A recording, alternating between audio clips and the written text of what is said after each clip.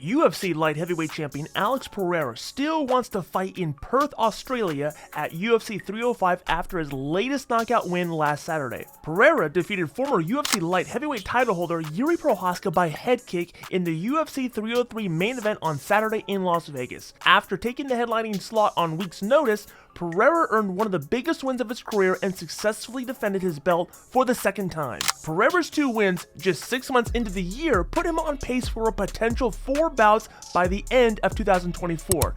Leading up to UFC 303, he expressed a profound desire to fight at the UFC's upcoming return to Perth, Australia at UFC 305 in August. After taking the UFC 303 booking on just weeks' notice, many would assume that Pereira would want some deserved time off. That sentiment appears to not be the case. During a recent interview on the MMA Hour, Coach Plino Cruz explained what Pereira said immediately after UFC 303. If it was up to you, what does he do next? What's the plan if it was your call? Take a break, enjoy the summer, because right now, if you see, it's not only 2 fights. Since November, he fought 3 times already. Yeah. So that's tiring on the body. And I said, bro, just enjoy being a world champion for a little bit. Let's not rush. Let's train. Let's keep training. And whenever the UFC make the call, we just see what they want us to do, you know. Would you like for him to take the rest of the year off, or do you want him to fight again? No. Okay. Alex Pereira is definitely fighting on the second semester of 2024. 100%. Okay. The next few months, they're going to come out with something. Now, we believe that they're going to make the best choice and pull whatever we have to see that is on the table. But yeah, bro, honestly, this guy is crazy. I think maybe that's why he even trained this morning. He came out of the fight, he looked at me and the guy said, listen, this was my second sparring of the camp for Perth. I want to fight on the card. Stop. Because he's the box, I swear to God. I said, no. Ed said, look, just pump the brakes a little bit. If they called him to fight in Perth, you think he would say yes? I will not be, at this point, you know what I mean? He is crazy, bro. But we told him to look, just slow down a little bit. Let's see what's going on. Maybe, you never know. This whole push to fight at heavyweight, how do you feel about it? I like the idea. I think there's a consequence that's going to happen eventually. I don't think right now is the move because let's just be honest. Heavyweight division is clogged, is stopped right now. Yeah. First Jones got to fight, first Aspinall got to fight. So for us to be chasing something that is not even moving yet, I don't think is the point. He did show the interest that he want to fight a heavyweight before. We did not get the response back from the UFC about that. So right now we're going to just focus on keep defending that belt over and over again until that division is moving and got something there for us. Like, people talk about warm-up fight. I do not want him to have a warm-up fight. I think if we're going to go up, it's going to be to be a champ, you know. Okay. I think that'll be the way. But it's his decision at the end and the guys. But my opinion as a coach, I think, you know what I mean, we defend his belt a few more times. And whenever that is ready, that his body is ready to go up there, we go and see what we can get. So that's interesting because I agree with you. The division is clogged with Jones and Miocic, Aspinall, Blades. So I said, maybe him versus non-title fight like Anderson. You remember Anderson went and fought James Irvin or Forrest Griffin? Him just fighting at heavyweight would be a spectacle. But you don't like that idea. If he goes up, you want him to fight for the belt. It's not that I don't like, you know what I mean? Like, I think that'll be awesome too, you know what I mean? Whatever is on the table, we got to evaluate. But in my opinion, I think he should just fight straight for the belt. But we gotta see what can we do in the next few months. Who is on the table for him to fight, you know? How do you think it goes, him versus John Jones? I think it'll be a mega fight. I think the biggest fight the sport's ever seen. We all respect John Jones a lot, and I think it's gonna be just a great fight. I'm not gonna say this win, that lose fight is a fight, but I think it's gonna be the best fight between 2 great champions. You saw Yuri at the airport yesterday? Yes, we did. How was that? Great, you know what I mean? We bumped before we took the plane. You know, like, we like him, we like his team. He's a gentleman. He's a true warrior. He lives by the samurai code. Got a little funny on his head about the spiritual side. And Alex, he's not the kind of guy that sends messages. He tells whatever he feels. So we came to him and he even say, look, much respect for you. You know what I mean? I wish you the best. They're like real generous stuff, genuine. But he says, look, just so you know, I never touched no witchcraft in my life. Regardless, indigenous, family, we guys, whatever. I'm a man of God the same way as you are, so do not get it twisted. UFC 303 continued to enhance the absurd legacy of Brazil's Poatan. Ahead of the International Fight Week event, UFC featherweight contender Brian Ortega proposed a bonus increase to $303,000. $103,000. Yeah, f it, I'll do it. Let's go. Not 303,000. But two bonuses. Yeah, boo you. Despite White's dismissal of the lofty raise, he caved on it for Pereira after all. Did he really get a 303K bonus from the UFC? Yes, he did. Come on. Yes, he did. Because, he was talking to Dana, him and Ed in the back, and then they were talking about a bunch of stuff of it. Then, in the same matter of fact, you won performances tonight. And he say $303,000. He go, no, 50. And then he says, yeah, but whoever was translated in the back, and it was not me, say there was 300 grand. Then I go, and then, but reality of the fact is they gave 300,000 bonus on 300, and he did not got performance on the night. They gave 2 for Max, so he was a little bit salty about that. And I think because of all the history, and they take the fight on 2 weeks, and then I look at him and say, you know what, man, I'm gonna take care of you. You got a 303. Amazing. That's incredible. Even joke say buy a supercar with that money. He go, I got enough supercars. He wants a Cybertruck. Oh my gosh, incredible. Cruz also details the last-minute preparations that went into UFC 303, saying, "Let's just go rob a bank together." Like when the fight was booked, he look at me and say, "Okay, how are you gonna do this?" I say, "This time, we're not gonna get no Airbnb. We're not gonna get no big house. We're not gonna bring a whole entourage. It's gonna be me, you, Glover, the corners, and the boys. We're gonna sit on the fighter's hotel. We're gonna go over there like we're gonna fight on the undercard. We're gonna win this fight, go back home." Wow.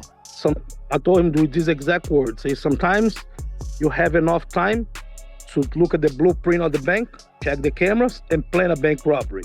But sometimes you just give your friends a gun, tell them to hop on the car, and let's just go rob a bank together. Vegas sportbooks opened betting lines on Alex Pereira versus Magomed Ankalaev and John Jones. In the wake of UFC 303, feisty fight fans were already calling for a debut at heavyweight, a move that was not immediately shut down by promotion CEO Dana White. That Ankalaev. BetOnline.ag has odds on both matchups plus a couple of more. They have Alex Pereira as a plus 210 to Magomed Ankalaev minus 250. They have Alex Pereira at plus 500 to a minus 800 for John Jones. And they have Alex Pereira at plus 300 to a minus 400 for Tom Aspinall. They also show Alex Pereira as a plus 155 as an underdog to Israel Adesanya, who is a minus 185 favorite. What? A heavyweight belt would make Pereira the first 3-division champion in UFC history. And just yesterday, Magomed Ankalaev sent a series of tweets at Pereira vowing not to wrestle, but to stand and fight with him.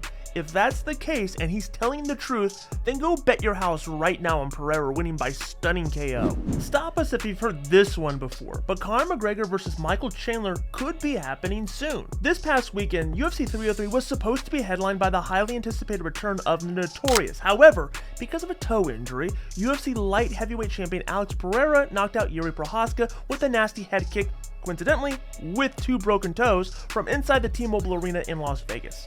During UFC 303, Chandler made a guest fighter appearance in the media room and was, of course, asked about his sad situation.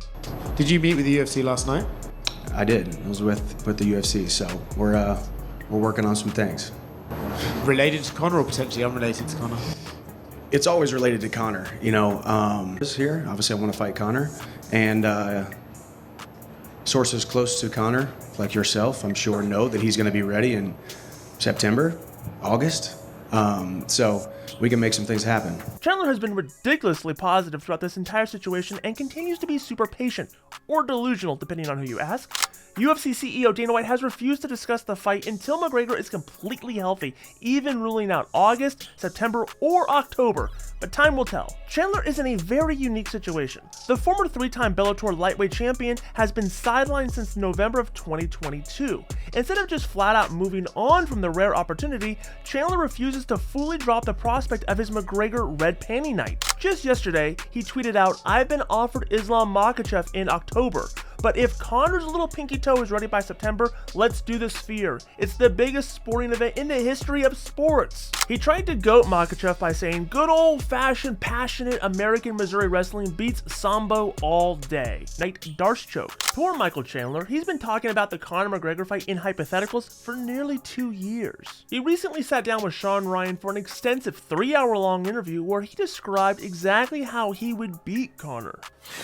What do you think you need to work on for this McGregor fight coming up? So if I was them, I would say he's the better striker from a crisp, longer, more sniping standpoint. He's got that great step back left. He has had great success with guys who aggressively fight him, who are a little bit shorter than him. Stocky wrestlers with an overhand, he calls it. There was Khabib, there was Chad Mendez, there was Eddie Alvarez. So I think what I need to work on for this fight is continue to be the best version of myself, maybe a little bit more tactical, realizing that I've earned this. Realize that I am the better fighter, I am the tougher fighter, I am the guy who deserves it more. Whether that be getting in his face, putting him up against the cage, picking him up, putting him down, wilting his spirit a little bit more, taking the wind out of his sails a little bit more. I don't need to be getting into a firefight with a guy who has got a bigger rifle than me, right? I think I hit harder than he does. I think I would venture to say his time out of the cage has lent itself to his timing not being what it used to be, his movement not being what it used to be, his reflexes not being what they used to be. He's being out of the cage now it'll be 3 years by the time we fight. So I'm just gonna, from the first exchange, hit him with big punches, make him second guess himself, keep my hands up a little bit more than I have in the past. Pick him up, put him down if I want to, choke him if I want to. Go out there and get the finish and just absolutely outclass and dominate him because I've deserved this and I've earned this. What do you think he needs to work on? When he gets back into the training cycle, he's gonna be exactly who I think Conor has been when he was in his heyday. When you watch the combinations he put on Eddie Alvarez, his ability to just barely miss a punch and then fire back with 2 or 3, catching guys off guard, great angles, fast left hand, powerful left hand, southpaw. His movement and his navigation and negotiation of the distance between us two, that's where he thinks he can excel. That's where he can excel if I'm not on the top of my game and we don't have our game plan right where we need to be to suck all the oxygen out of the octagon. The goal is to suck all of the oxygen out of the octagon. He's already ready to drown with the lifestyle that he has lived and the work that he has not put in over the last couple of years. I believe we suck the oxygen out of the octagon. He looks for the exit sign somewhere in the second round, and I usher him toward the door. Now let's take a look at the top 3 comments left on yesterday's video. At Moneyball TV says, Chandler's about to post a "Don't talk to my ex" rant because Poirier is hollering at Conor. Joseph Villera says, John Jones is a world-class wrestler. He will destroy Alex, period. Put some respect on the man's name. And this person writes, WTF, Colby is such a delusional person. His title run is way better than anything Colby has done in his life. He has 2 titles, technically 1 defense over 2 elite of the division while you have never touched gold. Got completely dominated in all 3 of your title shots and 2 of them you didn't even deserve. If you want your comments highlighted on tomorrow's video, simply comment down below. We'll highlight the top best comments, good, bad, or indifferent, and feature them in tomorrow's video. And that does it for today's video, but make sure you're liking this video, subscribing to this channel, and clicking the bell notification so you can get notified every time we drop a new video. And in case you missed it, check out yesterday's news.